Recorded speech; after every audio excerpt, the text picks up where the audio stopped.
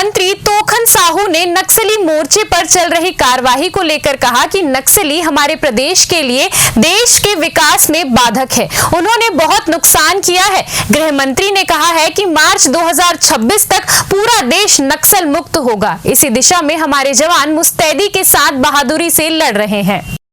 प्रदेश नक्सल मुक्त होगा। शांति वार्ता को लेकर नक्सलियों के पत्र पर कहा कि सरकार ने बहुत समय दिया है नक्सली वापस आए, इसके लिए नीति भी बनाई गई है, लेकिन ये कभी माने नहीं, हमारे जवानों को हताहत करते रहे। अब खत्म की कगार पर हैं तो इस तरह के प्रस्ताव भेज रहे हैं। वहीं तेलंगाना के पूर्व मुख्यमंत्री के बयान पर कहा कि ये पूर्व मुख्यमंत्री जो भाषा है वे उनसे मिले हुए हैं। ऐसे ही लोगों ने नक्सलियों को आगे बढ़ाया है। हमारा प्रदेश नक्सली मुक्त होगा। प्रदेश में जवान पूरी बहादुरी के साथ लड़ाई लड़ रहे हैं।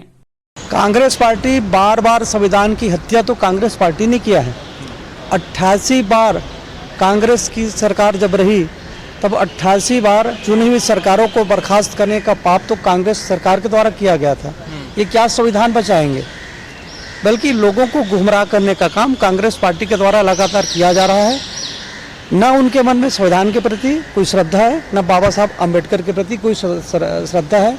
केवल ये नाम का उपयोग करते हैं, कहते कुछ और है, करते कुछ और है। कहीं भी कांग्रेस पार्टी केवल बयानबाजी कर रही, राजनीति कर रही है, और ये लोग राजनीति करने के लिए इस तरह की बयानबाजी करते हैं। देखिए, नक्सली हमारे प्रदेश के लिए, देश के विकास में बाधक है। लगातार रोड़े अटकाते हैं, बहुत नुकसान किए हैं। माननीय गृह मंत्री जी ने कहा है कि मार्च 2026 तक हमारा पूरा प्रदेश और पूरा देश नक्सल मुक्त देश होगा।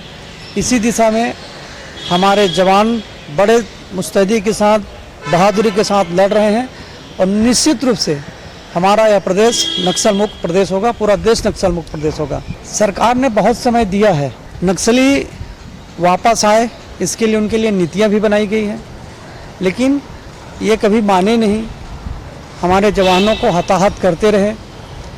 अब वो मरने की कगार पर है तो इस तरह के प्रस्ताव भेज रहे हैं। देखिए, ये जो पूर्व मुख्यमंत्री जी की जो भाषा है ये उनसे मिले हुए हैं।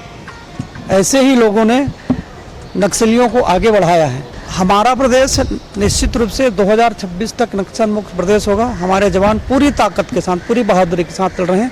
सरकार की पूरी मंशा है और हमारी सरकार इसी दिशा में काम कर रही है। कि कुछ ऐसे ही लोग हैं जो उनसे मिले हुए हैं और उनके मनोबल को बढ़ाने के लिए इस तरह की बयानबाजी करते हैं। यदि कांग्रेस पार्टी या जब तक उनकी सरकार रही, यदि वो लोग भी चाहते इस तरह की कार्रवाई, तो निश्चित रूप से नक्सलियों का सफाया पहले ही हो जाता। देखिए, शिक्षक संगठन है और सरकार बैठ करके इस पर संबंध में बातचीत करेंगे और इस पर रास्ता निकालेंगे। बच्चों की पढ़ाई अच्छा हो।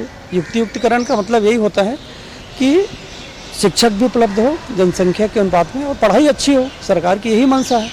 उन सबसे बातचीत करके रास्ता निकाल करके काम करेंगे।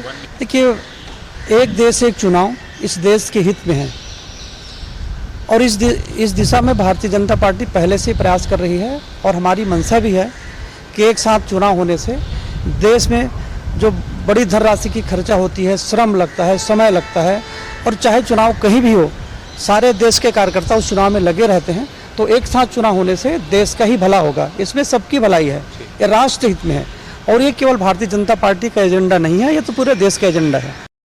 CCN शार्क न्यूज के लिए ब्यूरो रिपोर्ट।